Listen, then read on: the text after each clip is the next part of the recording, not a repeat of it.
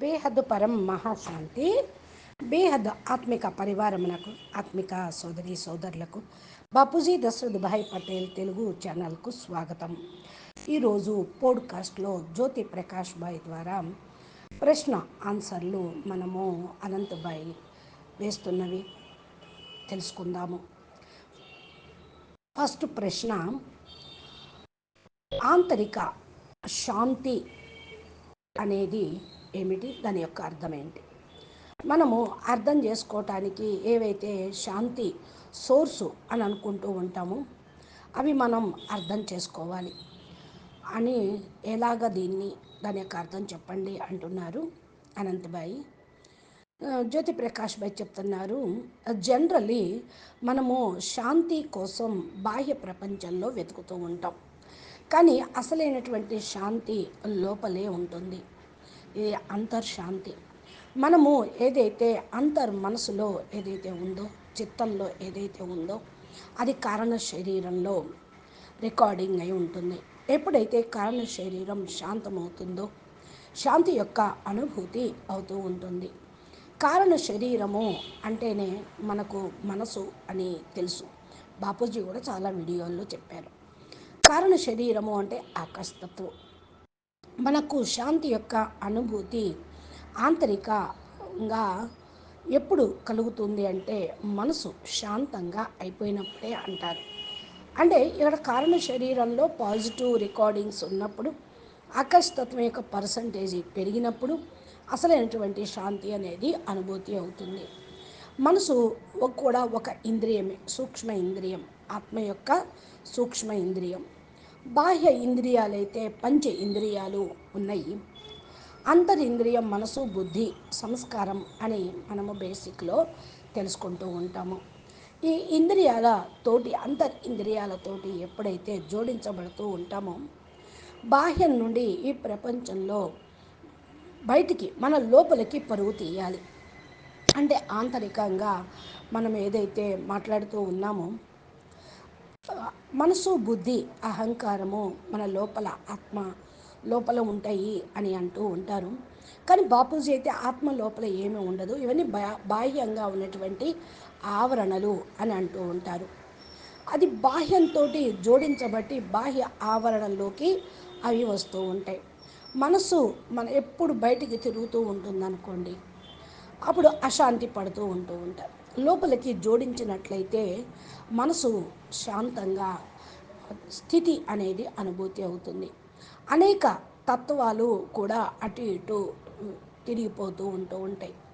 మనము ఈ పంచతత్వాల సృష్టిలో అనేక తత్వాల్లో ఇంకా ఇరుక్కుపోయే ఉన్నాం.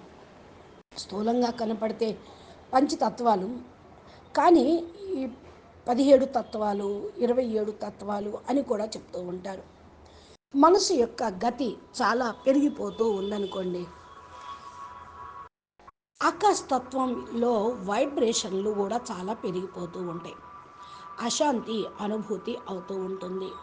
ఎప్పుడైతే మన లోపలికి, ఆత్మ లోపలికి, మనసు లోపలికి వెళ్తూ ఉంటామో అక్కడ ఆత్మ లోపలికి వెళ్ళటము అంటే పరం ప్రకాశమే కనపడుతూ ఉంటుంది. పరం ప్రకాశం ఎలాంటిది అంటే మనసు యొక్క గతిని ఆపేస్తూ ఉంటుంది. ఎప్పుడైతే ఆంతరిక శాంతి అనేది లభిస్తూ ఉంటుందో ఇక ఇప్పుడు ముందుకు వెళ్ళటం అనేది జరగదు. నిన్న మనం కూడా పోడ్కాస్ట్లో కూడా చెప్పుకున్నాము. ఏందది? కాస్ట్ మే క్వశ్చన్. ఏం పోడ్కాస్ట్లో మనం ఏం క్వశ్చన్ అనుకున్నామంటే, నా యొక్క కొడుకు మృత్యువాత పడ్డాడు అనుకుంటాం. ఇక నేను కూడా చనిపోవాలి ఇంకా ఎందుకు అనుకుంటారు సాధారణమైన మానవులైతే. కానీ ఇది స్పిరిచుయేషన్ కనుక ఉన్నట్టయితే మనం ఎదురుగా పరిస్థితులు ఏమన్నా వచ్చినా మనం దాన్ని క్వశ్చన్ చేస్తూ ఉంటాం. దీనికి రిప్లై ఏంటి అంటే, యాక్చువల్లీ ఏంటి, స్థూల జగత్తులోకి మనం వెళ్ళిపోతూ ఉంటాం. స్థూల జగత్తులో పూర్తిగా స్థూల జగత్తునే సత్యమని అనుకుని కూర్చుంటూ ఉంటాం. ఎప్పుడైతే ఏ వస్తువైనా సరే సత్యమును అనుకుంటూ ఉంటామో దాని ఎడలే మనసు ఆకర్షితమైపోతూ ఉంటుంది. ఎక్కడైతే సత్యము అనుకుంటారో, సత్యమని భావిస్తూ ఉంటారో, దాని వైపు ఎక్స్పోజ్ కూడా చేస్తూ ఉంటాం. ఎక్స్పోర్టేషన్ కూడా జరుగుతూ ఉంటుంది. ఎక్స్పెక్ట్ చేస్తూ ఉంటాం. అంటే మనకు కొన్ని ఆశలు అనగా కోరికలు, ఆసక్తి అనేవి వస్తూనే ఉంటాయి. మనం ఏదైతే ఆశ పెట్టుకుంటూ ఉంటామో, మన ఆకాంక్షలు ఏవైతే ఉన్నాయో అవన్నీ కూడా ప్లాన్ అనుసారంగా జరుగుతూ ఉంటాయి. ఎప్పుడైతే ఒక సెకండ్లో ఇవన్నీ ఖతమైపోతూ ఉంటాయో, అన్నీ కూడా దుఃఖం కూడా ఖతమైపోతుంది. దుఃఖానికి కారణం ఏంటి అంటే మన యొక్క కోరికలే. అవి పూర్తి కాకపోతే దుఃఖం కలుగుతుంది. ఆత్మ ఎప్పుడైతే దీనికి సంబంధించినటువంటి చింతన చేస్తూ ఉంటుందో, సపోజు బిడ్డతోటి పుత్రులతోటి సంబంధం ఉందనుకోండి, అది క్లోజ్ సంబంధం అనుకోండి, వాళ్ళ ఎడల చాలా ప్రేమ కోరిక ఉంటుంది, ఆసక్తి అనేది కూడా ఉంటూ ఉంటుంది. అదే ఆలోచన చేస్తూ ఉంటారు. నా కొడుకు వెళ్ళిపోయాడు, నాకు చాలా బాధ కలుగుతూ ఉంది, నాకు బా మనసుకి దుఃఖం కలుగుతుంది అంటూ ఉంటారు. ఇక వెళ్ళిపోయాడు అంటే ఆయనతో అయితే కోరికలు పెట్టుకున్నారో, ఏదైతే క్రియేట్ చేసుకున్నారో అది లోపల పూర్తి కాలేదు అన్న భావనతోటి దుఃఖం వస్తుంది. ఏమని, నా కొడుకు బాగా సంపాదించి నన్ను బాగా చూసుకుంటాడు, కోట్లు సంపాదిస్తూ ఉంటాడు, అమెరికా రష్యా తిప్పుతూ ఉంటాడు, ఇవన్నీ కూడా వాళ్ళ ఎడలు వీళ్ళు క్రియేట్ చేసుకున్నారు కోరికల్ని. ఆ కోరికలు పూర్తి కాలేదు కొడుకు చనిపోవటంతో. మరి ఆ దుఃఖం కాక ఏమవుతుంది, వాళ్ళ కోరిక తీరలేదు కదా. దుఃఖానికి కారణం కోరిక పూర్తి కాకపోవటమే. ఇప్పుడు కోరిక పూర్తి కాలేదు, మరి ఏం చెయ్యాలి? అది నోటితోటి వచ్చేస్తూ ఉంటుంది. ఏమని, నేను కూడా చనిపోతాను, ఎందుకు నేను బతికి ఎవరి కోసం బతకాలి, ఎందుకు బతకాలి, ఏం చేయటం కోసం అనేటువంటి భావన లోపల లోపల వచ్చేస్తూ ఉంటుంది. ఇది పరమ సత్యం. ఇక దీన్ని తప్ప ఇంకొకటి ఏమీ లేదు. మృత్యువే ఇది పరమసత్యం. వాళ్ళు పోయింది పరమసత్యం, నేను పోయేది పరమసత్యం. నా జీవితమే కథమైపోయింది, నా ఆశలన్నీ నిరాశ అయిపోయినాయి అని ఇలా ఇలా పరిపరి విధాలుగా ఆలోచిస్తూ ఉంటారు. ఆ యొక్క ఆత్మ ఎడల వీళ్ళకి భావన అలాగే ఉంటూ ఉంటుంది. శక్తి కూడా వారి ఎడల వెళ్ళిపోతూ ఉంటుంది. మనం ఏదైతే సంకల్పం చేస్తామో దానితోటి శక్తి కూడా మరి వెళ్ళిపోతూ ఉంటుంది. ఆత్మశక్తి నిర్వీర్యం అయిపోయిన కారణం వల్ల ఏదైతే సత్యం అనుకుంటూ ఉన్నామో అది కథమైపోయినా దాని యొక్క రిజల్ట్ ఎదురుగా వస్తూ ఉన్న కారణం వల్ల దాని గురించే ఆలోచిస్తూ ఉంటారు. నేను కూడా చనిపోవడం తప్పనిసరి, ఇంకెందుకు మానవ జీవితం ఏంటి, నా యొక్క జీవితం ఏంటి, సర్వనాశనం అయిపోయింది, నా జీవితం కథం అయిపోయింది అని అనుకుంటూ ఉంటారు. అసలు జీవితం యొక్క అర్థమే వాళ్ళు తెలుసుకోవటం లేదు. జీవితం స్థూలంలో ఉంది అనుకుంటారు. స్థూలం నుండి పైకి వెళితే ఎవరైతే జ్ఞానాన్ని అర్థం చేసుకుంటారో వాళ్ళు సాధారణ మనుషులేమీ కాదు. జీవితాన్ని సత్యంగా అనుకుంటూ ఉంటారు.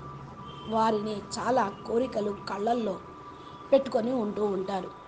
అది పూర్తి కాలేదు, ఎదురు చూస్తూ ఉంటారు. కోరికలు ఎప్పుడు నెరవేరుతాయా, ఎప్పుడు అనుభవిద్దామా, ఎక్కడ లగ్జరీ అని తిండి నగలు ఏదన్నా అనుకోండి, అవన్నీ తీరని కారణం వల్ల దుఃఖం అనేది లభిస్తూ ఉంటుంది, దుఃఖ ఆలోచన వస్తూ ఉంటుంది.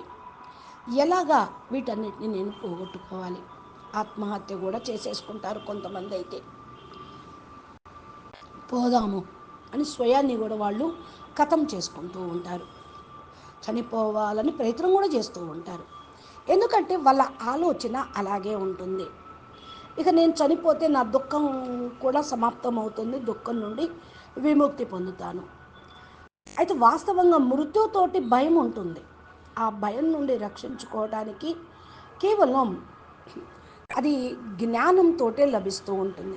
జ్ఞానం ఎప్పుడైతే కథమైపోతుందో అప్పుడు మృత్యుతో శరీరము కథం చేసుకోవాలని భావన చేస్తూ ఉంటారు. ఆత్మ అయితే మృత్యు చనిపోయేది ఏమీ కాదు, మృత్యువాత పడేది కాదు. ఆత్మ అజరమర అవినాశి కదా. అందుకనే శరీరాన్ని ఎప్పుడైతే మరి సమాప్తం చేసుకుంటూ ఉంటారో లోపల భయం అనేది వస్తూ ఉంటుంది. ఆత్మ శరీరమును ఆత్మ ఆత్మ ఎప్పుడైతే శరీరమే తానుగా అన్నీ తానుగా భావిస్తూ ఉంటుందో లోపల భయం అనేది కలుగుతూ ఉంటుంది. ఎప్పుడు శరీరమే అని భావించే వాళ్ళకి శరీరము స్థిరంగా ఉండాలి అనుకుంటారు. శరీరము చనిపోతే మన మృత్యు అంటేనే భయం వేస్తూ ఉంటుంది. కానీ మాట్లాడతారు, జ్ఞాని అయితే ఉంటారు, భక్తులు అజ్ఞాని అయితే ఈ విధంగా మాట్లాడతారు. శరీరం యొక్క మృత్యు భయం అనేది జ్ఞానికి కూడా ఉంటుంది. శారీరక మృత్యు యొక్క భయం జ్ఞానికి కూడా ఉంటుంది. ఆ భయం నుండి ముక్తి పొందటానికి ఎప్పుడైతే వాళ్ళు అశరీరి అనుభవం చేసుకుంటారో అంతవరకు కూడా ఆత్మ అనుభూతి అనేది వాళ్ళకి కాదు. అంటే అశరీరి అనుభవంతో ఆత్మ అనుభూతి అవుతుంది. అశరీరి ఆత్మ అంటే నేను శరీరం కాదు, నేను దివ్య ఆత్మని, ఈ పంచతత్వాలతో తయారైంది, పంచతత్వాల్లో కలిసిపోతుంది, నేను అమరమైన ఆత్మను అని ఎప్పుడైతే సంకల్పం చేస్తూ నేను శరీరం కాదు, మనసు కాదు, బుద్ధి కాదు, సంస్కారం కాదు, నేను బ్రహ్మాండవాసిని కాదు, క్షీరధారిని కాదు అని ఎప్పుడైతే అనుకుంటూ ఉంటారో అప్పటి వరకు కూడా ఆత్మ అనుభూతి అనేది కలగదు. ఆత్మ అనుభవం కలగని కారణం వల్ల ఆత్మ జ్ఞానము వాళ్ళకు లేదు అనే అర్థమవుతుంది. ఆత్మజ్ఞానం ఉంటేనే ఆత్మ అనుభూతి అనేది కలుగుతుంది కదా. కానీ ఆత్మను అనుభవం చేసుకోవటం కూడా చాలా అవసరం. ఎంతవరకు అయితే ఆత్మ అనుభవం కాదో అంతవరకు మృత్యు యొక్క భయం నుండి బయటపడలేరు. ఎంతవరకు భయం అనేది ఉండదో అంతవరకు వాళ్ళు మాట్లాడుతూనే ఉంటారు. జ్ఞానంలో ముందుకి ఇంకా వాళ్ళు ఎప్పటికీ వెళ్ళలేరు. ఇది బేసిక్గా రిక్వైర్మెంటే అన్నమాట. ఒకవేళ తమను తాము మృత్యు అంటే ఏమిటి తెలుసుకుని, శరీరానికి మృత్యువు, ఆత్మ అమరమైనది, సజీవంగా చైతన్యంగా ఉంటుంది అనుకున్నప్పుడు నిర్భయంగా ఉంటారు. మృత్యువు నుండి ఎలా రక్షించుకోవాలి అనే ఆలోచన ఎప్పుడైతే వస్తుందో జ్ఞానం అయితే మరి ఫాస్ట్గా తెలుసుకోగలుగుతూ ఉంటారు. ఆత్మ యొక్క జ్ఞానం కేవలం ఆత్మ వైపుకు తీసుకొని వెళ్తూ ఉంటుంది. జ్ఞానం అయితే చాలా అనంతం ఉంది. ఎవరైతే జ్ఞానంతో మరి ముక్తి పొందాలి అనుకుంటూ ఉంటారో వాళ్ళు కేవలం ఆత్మ జ్ఞానము, పరమాత్మ జ్ఞానము గొప్పది అని తెలుసుకున్నప్పుడు మరి జ్ఞానం ఇచ్చేటువంటి దాత, జ్ఞానదాతతోటి కనెక్షన్ జోడిస్తూ ఉంటారు. ఎప్పుడైతే మనము మరి మనం ఏదైతే ఫస్ట్ క్వశ్చన్ ఏదైతే ఉందో దానికి వీడియోలో కూడా బాపూజీ చెప్పారు, వీడియోతో జోడించండి. వ్యక్తము ఇది మనం ఎండ్ చేస్తూ ఉండాలి. లైఫ్ ఆఫ్టర్ డెత్, ఆ సమయంలో మనము లైఫ్ ఆఫ్టర్ డెత్ గురించి ఆలోచించాలి. అప్పుడు జ్ఞానం ప్రారంభం అవుతుంది. ఇంట్లో కూడా ఏదో ఒక సిచ్యువేషన్ జరుగుతూనే ఉంటుంది. దాన్ని తెలుసుకొని దుఃఖపడటం, దాని కొరకు చాలా మరి చింతన చేయటం, ఆ దుఃఖం నుండి ఓవర్కమ్గా చేయటము, ఎక్కువ చేయటం. ఓవర్కమ్ అంటే ఎక్కువ చేయటం, ఓవర్ చేస్తుంటారు. అవన్నీ కూడా ఎక్కువ అవుతూ ఉంటాయి. సంకల్పాలు ఎక్కువైతే, ఆలోచనలు ఎక్కువ అవుతూ ఉంటే దుఃఖం కూడా ఎక్కువ అవుతూనే ఉంటుంది కదా. తలుచుకొని నడుస్తుంటారు కొంతమంది. అంటే జరిగింది, కొడుకు పోయాడు, వాళ్ళు పోయారు, వీళ్ళు పోయారు అని జ్ఞాపం చేసుకుని సిచ్యువేషన్ని తలుచుకొని ఏడుస్తూ ఉంటారు.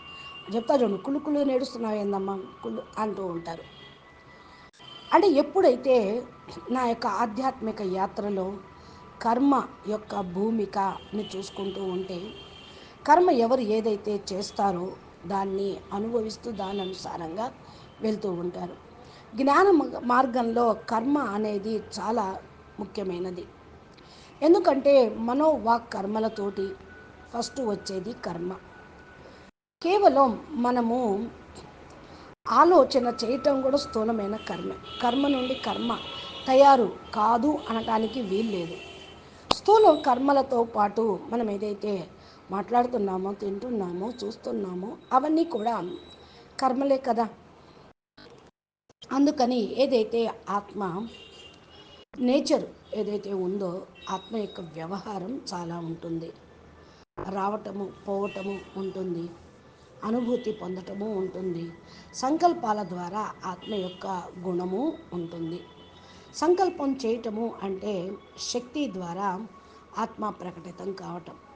ఏదైతే మనం సంకల్పం చేస్తూ ఉన్నామో అదే వాణిలో కూడా వస్తూ ఉంటుంది. అదే ఒక సమయంలో స్థూల కర్మగా తయారవుతూ ఉంటుంది. అందుకని కర్మ నుండి కర్మ ద్వారా ఆత్మ యొక్క స్థితి తెలిసిపోతూ ఉంటుంది. ఆత్మ ఏదైతే సంకల్పం చేస్తూ ఉందో ఆ యొక్క శబ్ద రూపంలో వాణిలో కూడా వచ్చేస్తూ వాక్కులో కూడా వస్తుంది. ఏదైతే సంకల్పం చేస్తామో అది వాక్కు ద్వారా వస్తుంది కదా. అదే మన సంస్కార రూపంలో కూడా వచ్చేస్తూ ఉంటుంది. ఇప్పుడు మీరు ఏదైతే ఆలోచిస్తూ ఉంటారో అదే మాట్లాడతారు. ఏదైతే ఆలోచన లేదో ఇక మాట్లాడటం బంద్ అయిపోతుంది. ఆలోచన అనేది కూడా కర్మ అంటున్నారు. అందుకే బాపూజీ సూక్ష్మంగా సంకల్పాలతోటి సృష్టి చేశారు. సంకల్పాలతోటి చాలా వ్యవహారం ఆకారి రూపంలో చేశారు. దానికి కర్మల ఖాతా కూడా తయారవుతూ ఉన్నది. తప్పుడు ఆలోచన చేస్తే తప్పుడు మాటలు, తప్పుడు వ్యవహారమే ఉంటూ ఉంటుంది. ఇప్పుడు దాని యొక్క కర్మ నుండి ఆత్మ లింకప్ అవుతుంది.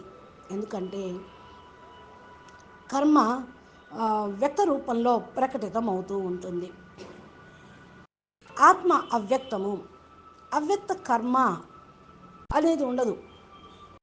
అది వ్యక్త కర్మలో ఉన్నప్పుడు అవ్యక్త ఆత్మ రెండు కనెక్ట్ అయిపోతూ ఉంటాయి. సంకల్పం ద్వారా కర్మతోటి సంకల్పం కూడా తెలుస్తూ ఉంటుంది. సంకల్పం నుండి ఆత్మ యొక్క స్థితి తెలిసిపోతూ ఉంది. అందుకనే ఆధ్యాత్మలో కర్మ ముఖ్యమైన దీనికి మహత్వం ఇస్తూ ఉన్నారు. కరెక్టే. చాలా ఉన్నతమైనటువంటి స్థితిలో ఉంటూ మనము ఈ యొక్క స్టేజ్ని తయారు చేసుకోవచ్చు. దీనికోసం ప్రయత్నము చేయాలి, పరిశ్రమ చేయాలి. ఎంతవరకైతే కర్మ సిద్ధాంతాన్ని అర్థం చేసుకోమో అంతవరకు కూడా కర్మస్థితి అనేది తయారు కాదు. అందుకని కర్మ సిద్ధాంతము అర్థం కూడా కానే కాదు. ఏదైతే మరి బేసిక్ని తెలుసుకోలేమో అంతవరకు కూడా కర్మ యొక్క మహత్యాన్ని గ్రహించలేము. కర్మను అర్థం చేసుకోవాలి. నెమ్మది నెమ్మదిగా సాత్విక కర్మలోకి రావాలి. సాత్విక కర్మ తర్వాత మనము సంపాదన వైపు బుద్ధి వెళ్తూ ఉండాలి. ఫస్ట్ కర్మ సాత్వికంగా ఉంటే అంటే సతోప్రధాన పాజిటివ్ సంకల్పాలు చేస్తే కర్మ సాత్వికంగా అవుతూ ఉంటుంది. ఇక్కడ ఒకటి గుర్తుంచుకోండి. ఇది జనరల్ విషయం కదా. ఆలోచనే కర్మ రూపంలో వస్తుంది అంటే మరి సాత్విక సంకల్పాలు చేస్తేనే కదా సతోప్రధాన కర్మలు కూడా మీరు చేసేది. ప్రపంచంలో రెండు రకాల కర్మలు ఉంటూ ఉంటాయి. ఒకటి రాజసిక కర్మ, ఒకటి తామసిక కర్మ. సాత్విక కర్మ, సాత్విక కర్మ అంటే కేవలం అంటే జ్ఞానం యొక్క ప్రేరణతోటి ఏదైతే కర్మ చేస్తూ ఉంటామో అది సాత్విక కర్మ. పరమాత్మ యొక్క ప్రేరణతోటి జరుగుతూ ఉంటుంది. పరమాత్మ ఏదైతే ప్రేరణతోటి చేస్తూ ఉంటారో అది నిష్కామం అనేది అవుతూ ఉంటుంది. స్థితిలో ఏదైతే ఉంటూ ఉంటుందో చాలా ఉన్నతమైనటువంటి కర్మ యొక్క మహత్యము చాలా గొప్పగా ఉంటుంది. అంటే కర్మ లేకుండా ఆధ్యాత్మికంలో ఆత్మల యొక్క ఆధ్యాత్మ యొక్క యాత్ర అనేది జరగదు. ఈ యాత్రలో ముందుకు వెళ్ళటము చాలా ఉన్నతంగా వెళ్ళటము కూడా జరగదు. బేసిక్లోనే బేసిక్ అంటూ ఉంటాం చూడండి, అది కూడా సత్యమే. అంటే పునాది గట్టిగా ఉండాలి, చాలా దృఢంగా ఉంటేనే ఎన్ని అంతస్తులైన బిల్డింగ్ మనం వేయగలుగుతూ ఉంటూ ఉంటాము. ఇలాగా చాలా అవసరం ఇది కూడా. మంచి ఆత్మ స్వభావం ఏమిటి? చాలా కఠినమైన క్వశ్చన్. మనము ఆత్మ స్వభావంలో బాపూజీ ఏదైతే చెప్తూ ఉన్నారో అదే మన యొక్క జ్ఞానము. కేవలం ఆత్మ యొక్క జ్ఞానం. దీనిలో ఏమీ ఉండదు. ఆత్మ యొక్క మూల స్థితి ఏదైతే ఉందో అదే పరం శాంతి.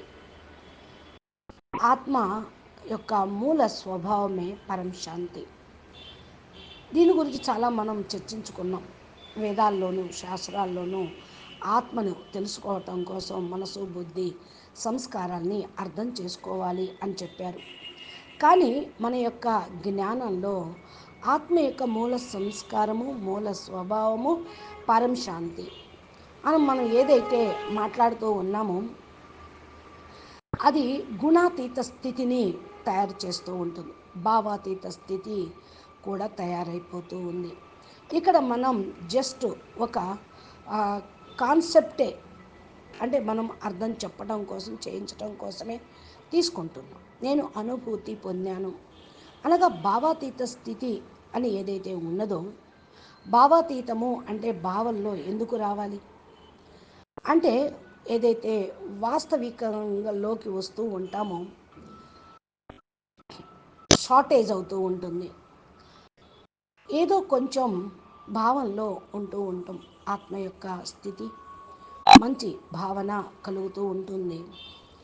పూర్ణంగా ఏం కావాలో కర్మలో అది వెళ్ళిపోతూ ఉంటుంది. ఈ భావంలోకి రావటము ఆత్మ స్వయం అనుభూతి పొందాలి. నేను సుఖంగా లేను, నాకు సుఖం లభించడం లేదు అనుకోవటం కూడా ఎప్పుడైతే ఫీల్ అవుతూ ఉంటామో ఆ భావము మనకు కష్టాన్ని కలిగిస్తుంది. ఆ సంకల్పం రావటము అంటే ఫీల్ అవుతున్నారనేగా. సంకల్పం వస్తే ఫీలింగ్ కూడా వచ్చేస్తూ ఉంటుంది. నా దగ్గర నా దగ్గర అసలు ఏమీ లేదు, ఈ లోపం ఉంది, ఆ లోటు ఉంది, నాకు ఇది తక్కువైంది, ఇలా నాకు కావాలి, నాకు కావాలి, నేను ఇది పొందాలి, నా లోపల కొంచెం లోపాలు ఉన్నాయి అనుకుంటూ ఉంటారు. అప్పుడు ఆత్మ అనుభూతి పొందలేరు. ఈ యొక్క జీవుడు అనగా మనము అన్ని ప్రదేశాల్లోనూ వెళ్తే ధర్మ అర్థము ముఖ్యమైనది. ధర్మార్థ కామ మోక్షాలు అని ఏదైతే అంటూ ఉంటామో ఇవి చాలా ముఖ్యమైనవి. కామార్థము అంటే ఏంది? కామ్ అర్ధ్ మోక్షం అంటే ఆలోచించాలి. మీ లోపల ఏదో లోటు ఉంది, బలహీనత ఉంది, నేను అది పూర్తి చేసుకోవాలి, నేను ఇది పొందాలి అని ఈ విధంగా అనుభూతి పొందుతూ ఉంటారు. ఈ భావంలోకి వస్తూ ఉంటారు. ఇలా ఆలోచన రావటంతో లోపల లోపల ఏదైతే ఉందో అది పొందాలి అన్నటువంటి కోరిక ఎక్కువగా ప్రకటితం అవుతూ ఉంటుంది. ఎప్పుడైతే ఆత్మ పరమాత్మ స్వరూపాన్ని అనుభూతి పొందుతుందో ఇక కోరిక అనేది ఉండదు. అందుకనే ఒక స్లోగన్ ఉంది, బాప్ మిల్ గయా సబ్ కుచ్ మిల్ గయా. అంటే బాపు లభించాడు అంటే అన్నీ లభించాయి అని. పరమాత్మ స్వరూపం యొక్క అనుభూతి పొందటం, పరమాత్మ జ్ఞానం యొక్క అనుభూతి పొందటం, ఏ యొక్క లోపమునైనా సరిదిద్దుకోవటమే. కాబట్టి పూర్తిగా మన లోపల కోరికల్ని ఖతం చేసుకోవాలి. అప్పుడే పూర్తిగా అనుభూతి పొందగలుగుతూ ఉంటాం. ఈ స్థితి భావాతీత స్థితి. దీని కొరకు మనము ఇచ్చా మాత్రం అవిద్యగా కావాలి. పరమాత్మ యొక్క శక్తిని అనుభూతి పొందడం కోసం ప్రయత్నం చేయాలి. అదే ఉండేటువంటి ఒకే ఒక పురుషార్థము.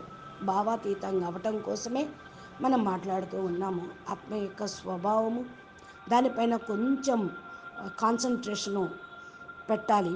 ఆత్మ యొక్క స్వభావము పరమశాంతి.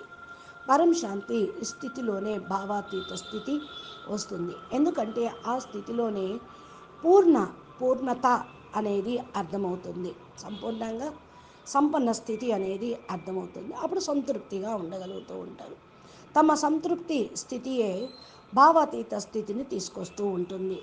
కాబట్టి భావాతీత స్థితి రావటము అంటే ఆత్మ యొక్క స్వభావాన్ని అర్థం చేసుకోవటం, ఆత్మ భావంలోకి రావటం, జీవాత్మగా అవ్వకుండా దాని యొక్క స్వభావాన్ని ఖతం చేయటం.